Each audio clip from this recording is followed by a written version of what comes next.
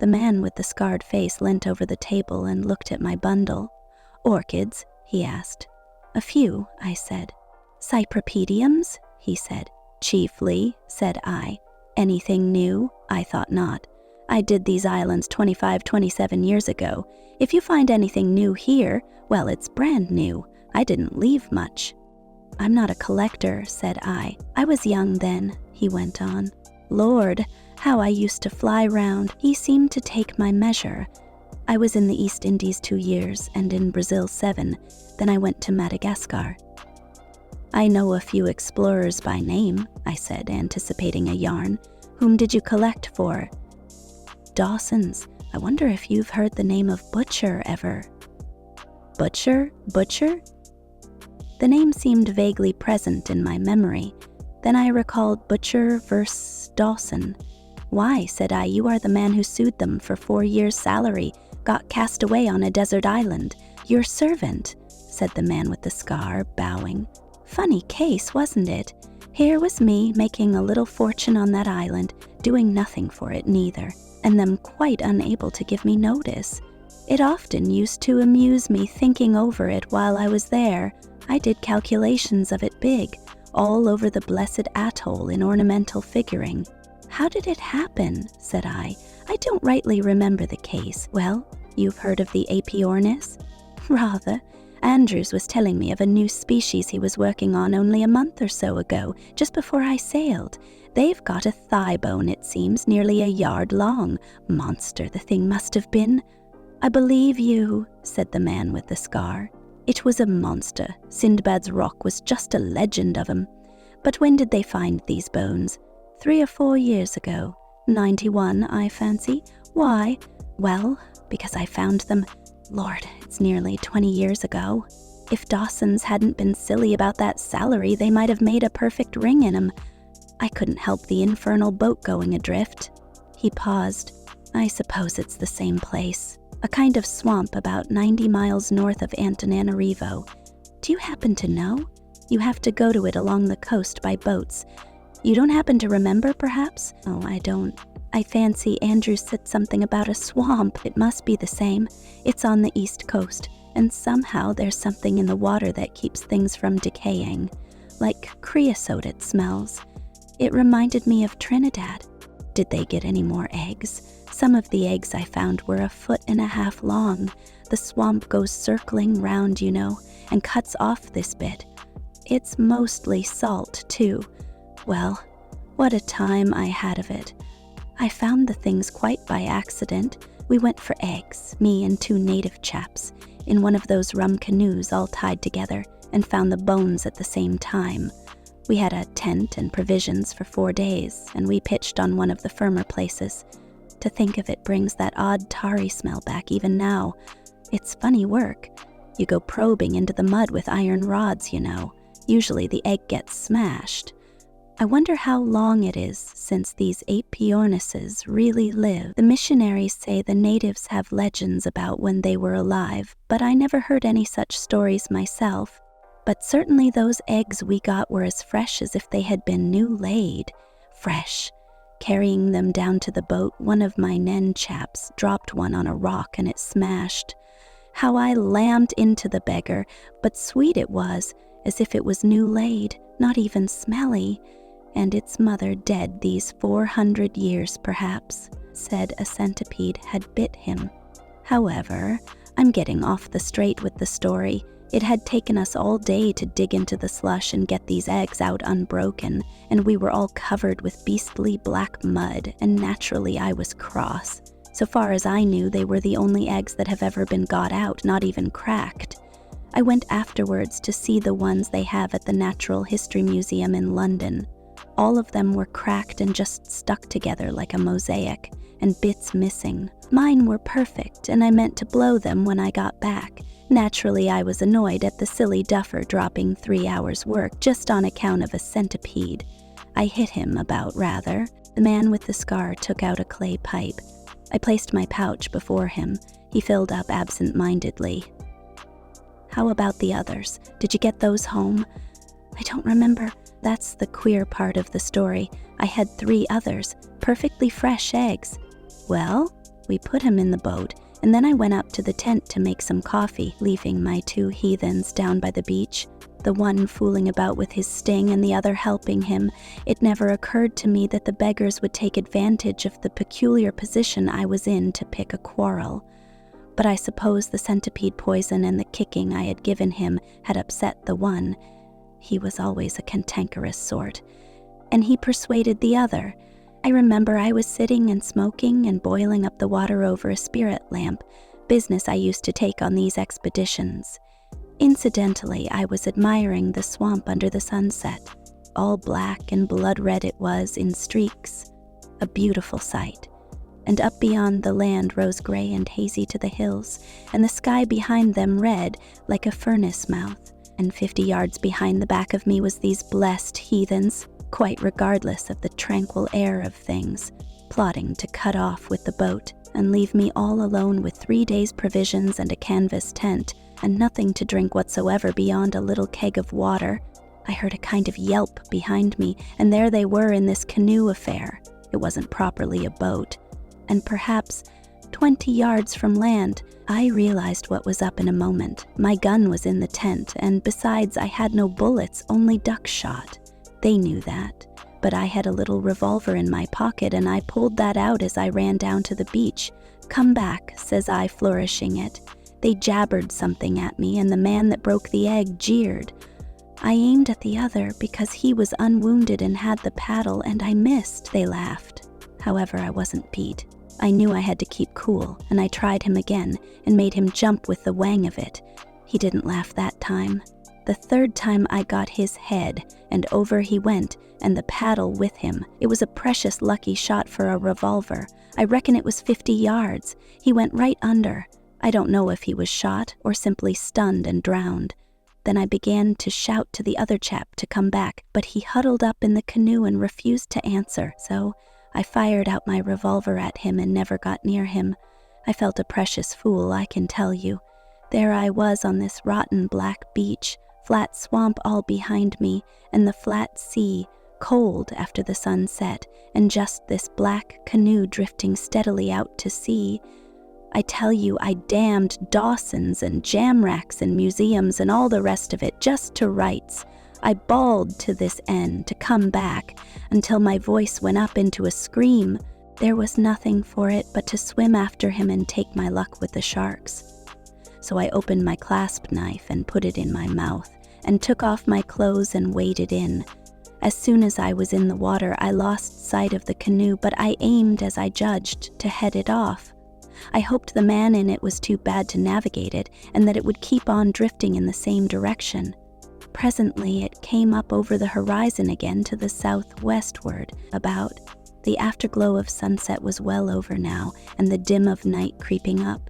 The stars were coming through the blue. I swum like a champion, though my legs and arms were soon aching. However, I came up to him by the time the stars were fairly out. As it got darker, I began to see all manner of glowing things in the water. Phosphorescence, you know. At times it made me giddy. I hardly knew which was stars and which was phosphorescence, and whether I was swimming on my head or my heels. The canoe was as black as sin, and the ripple under the bows like liquid fire. I was naturally chary of clambering up into it. I was anxious to see what he was up to first. He seemed to be lying cuddled up in a lump in the bows, and the stern was all out of water. The thing kept turning round slowly as it drifted, kind of waltzing, don't you know? I went to the stern and pulled it down, expecting him to wake up. Then I began to clamber in, with my knife in my hand and ready for a rush. But he never stirred.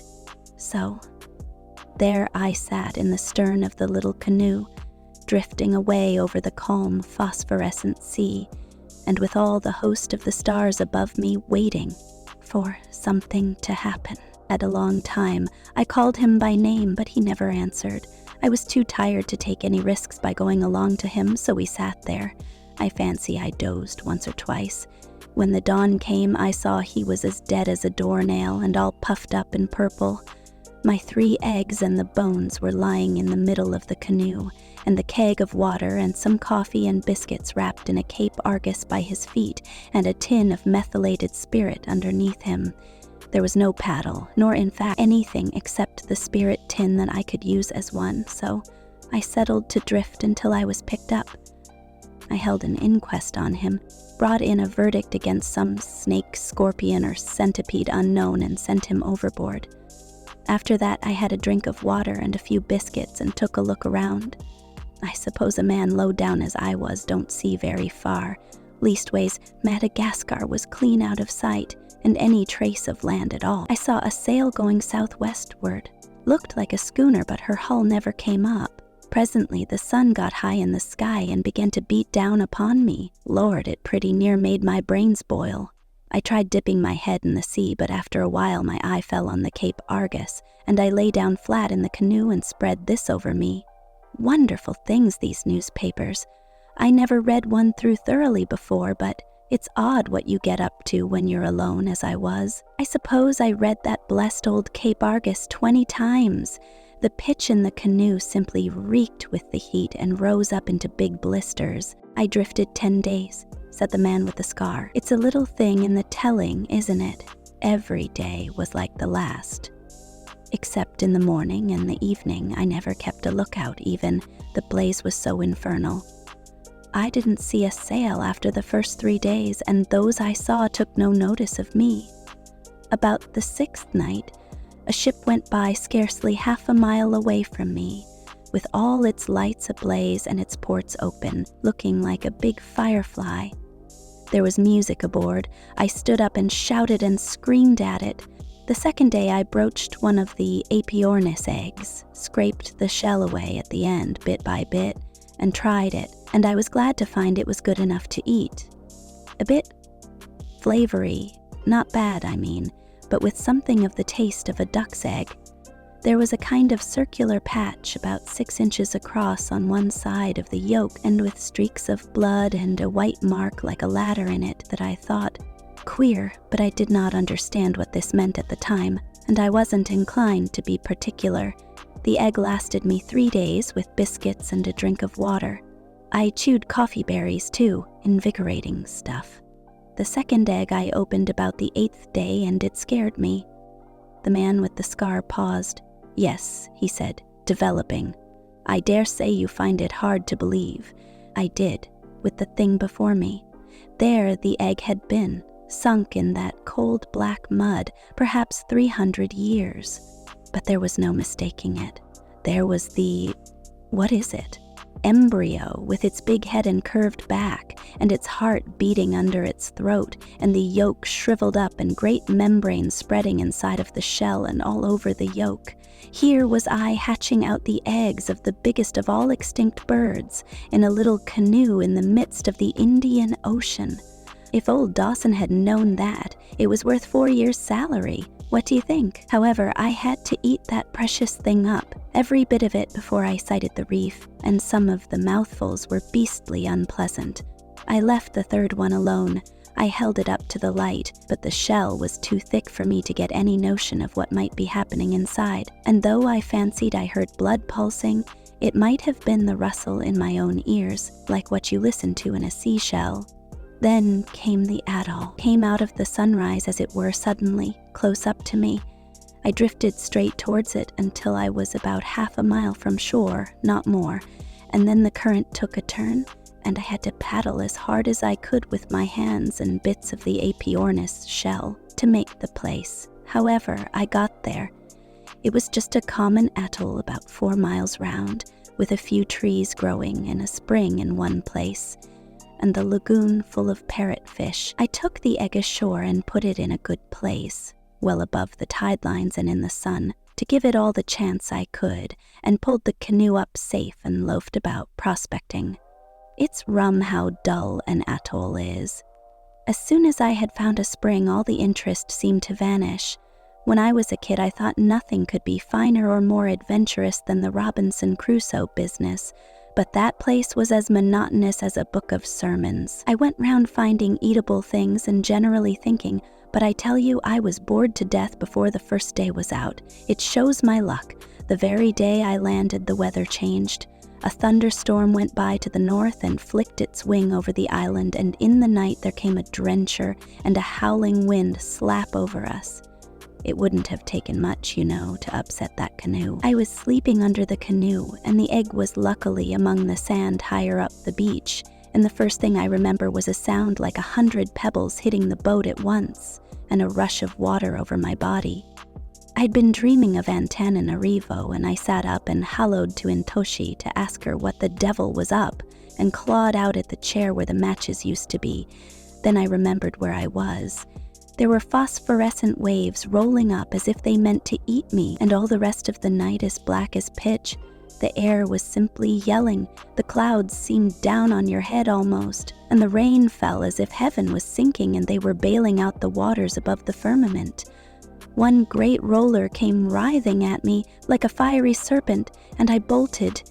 Then I thought of the canoe and ran down to it as the water went hissing back again, but the thing had gone. I wondered about the egg then and felt my way to it. It was all right and well out of reach of the maddest waves, so I sat down beside it and cuddled it for company. Lord, what a night that was. The storm was over before the morning. There wasn't a rag of cloud left in the sky when the dawn came, and all along the beach there were bits of plank scattered, which was the disarticulated skeleton, so to speak, of my canoe. However, that gave me something to do, for, taking advantage of two of the trees being together, I rigged up a kind of storm shelter with these vestiges. And that day, the egg hatched. Hatched, sir, when my head was pillowed on it and I was asleep. I heard a whack and felt a jar and sat up, and there was the end of the egg pecked out and a rum little brown head looking out at me. Lord, I said, you're welcome. And with a little difficulty he came out. He was a nice friendly little chap at first, about the size of a small hen, very much like most other young birds, only bigger. His plumage was a dirty brown to begin with a sort of gray scab that fell off it very soon, and scarcely feathers, a kind of downy hair. I can hardly express how pleased I was to see him. I tell you, Robinson Crusoe don't make near enough of his loneliness. But here was interesting company.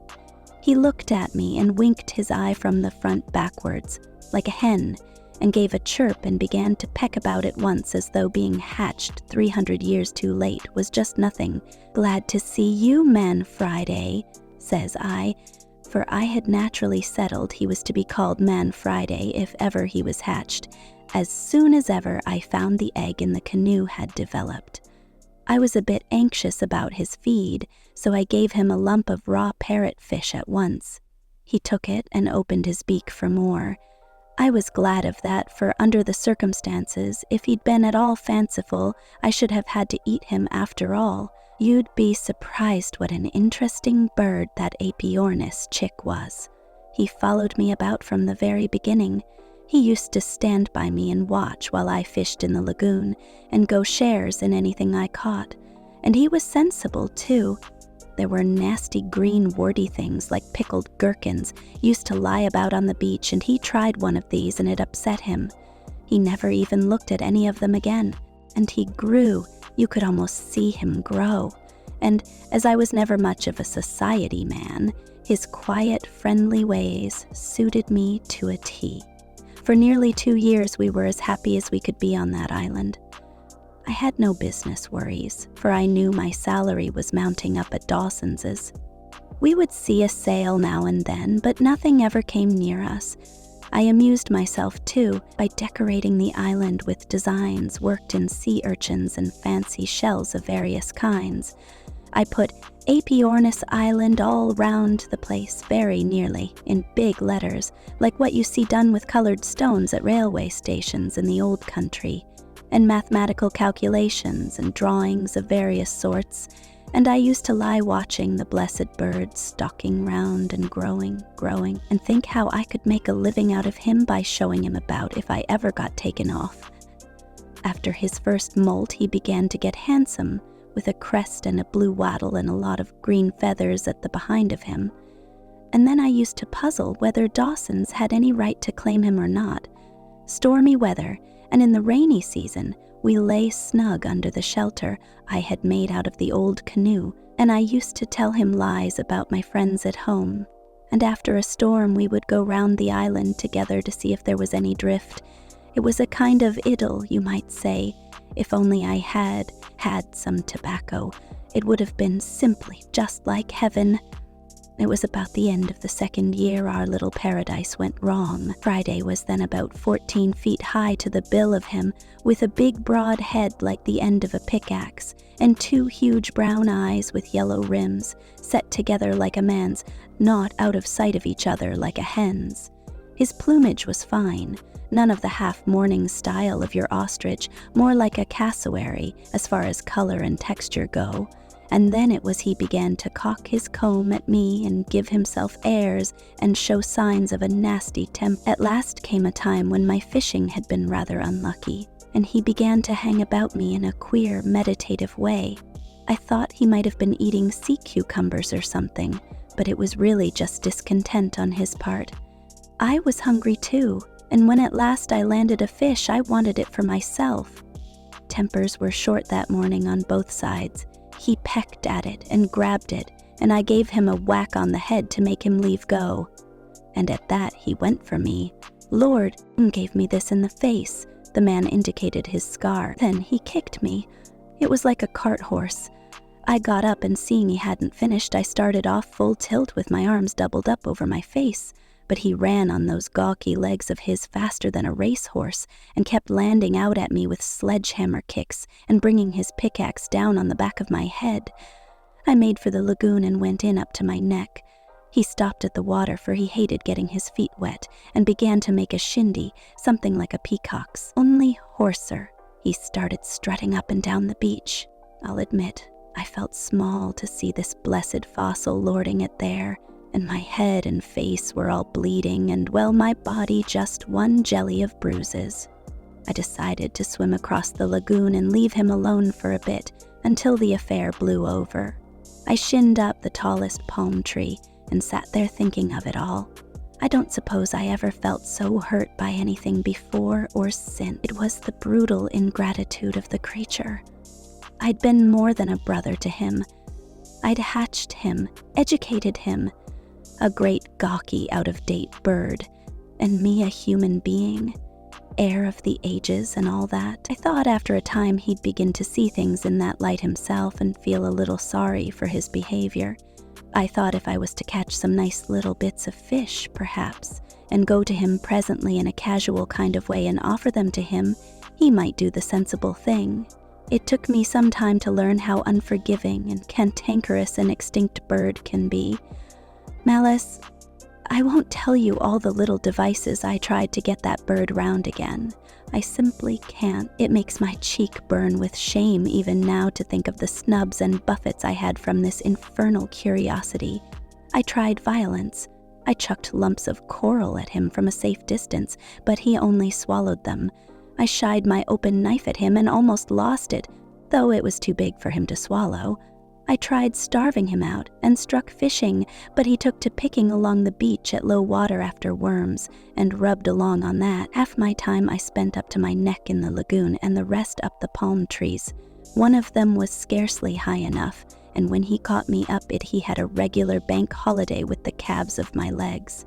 It got unbearable. I don't know if you have ever tried sleeping up a palm tree. It gave me the most horrible nightmares. Think of the shame of it, too. Here was this extinct animal mooning about my island like a sulky duke, and me not allowed to rest the sole of my foot on the place. I used to cry with weariness and vexation. I told him straight that I didn't mean to be chased about a desert island by any damned anachronisms. I told him to go and peck a navigator of his own age. But he only snapped his beak at me. Great ugly bird, all legs and neck. I shouldn't like to say how long that went on altogether. I'd have killed him sooner if I'd known how. However, I hit on a way of settling him at last. It is a South American dodge. I joined all my fishing lines together with stems of seaweed and things and made a stoutish string, perhaps 12 yards in length or more, and I fastened 2 lumps of coral rock to the ends of this. It took me some time to do, because every now and then I had to go into the lagoon or up a tree as the fancy took me. This I whirled rapidly round my head and then let it go at him. The first time I missed, but the next time the string caught his legs beautifully and wrapped round them again and again. Over he went. I threw it standing waist deep in the lagoon, and as soon as he went down, I was out of the water and sawing at his neck with my knife. I don't like to think of that even now. I felt like a murderer while I did it, though my anger was hot against him. When I stood over him and saw him bleeding on the white sand, and his beautiful great legs and neck writhing in his last agony, pah with that tragedy. Loneliness came upon me like a curse. Good Lord, you can't imagine how I missed that bird.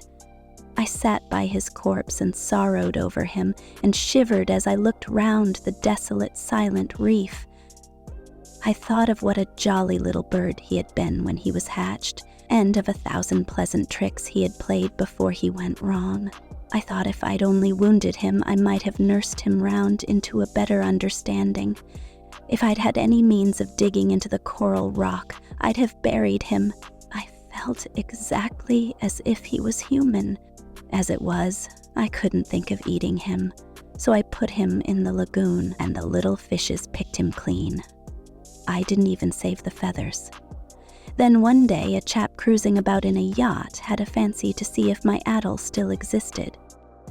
He didn't come a moment too soon, for I was about sick enough of the desolation of it, and only hesitating whether I should walk out into the sea and finish up the business that way, or fall back on the green things, I sold the bones to a man named Winslow, a dealer near the British Museum, and he says he sold them to old Havers. It seems Havers didn't understand they were extra large, and it was only after his death they attracted attention. They called him Aepyornis. What was it? Aepyornis vastus, said I. It's funny. The very thing was mentioned to me by a friend of mine. When they found an Aepyornis with a thigh a yard long, they thought they had reached the top of the scale and called him Aepyornis maximus. Then someone turned up another thigh bone 4 feet 6 or more, and that they called Aepyornis titan. Then your vastus was found after old Havers died in his collection, and then a vastissimus turned up. Winslow was telling me as much, said the man with the scar. If they get any more Aepyornises, he reckons some scientific swell will go and burst a blood vessel. But it was a queer thing to happen to a man, wasn't it? Altogether.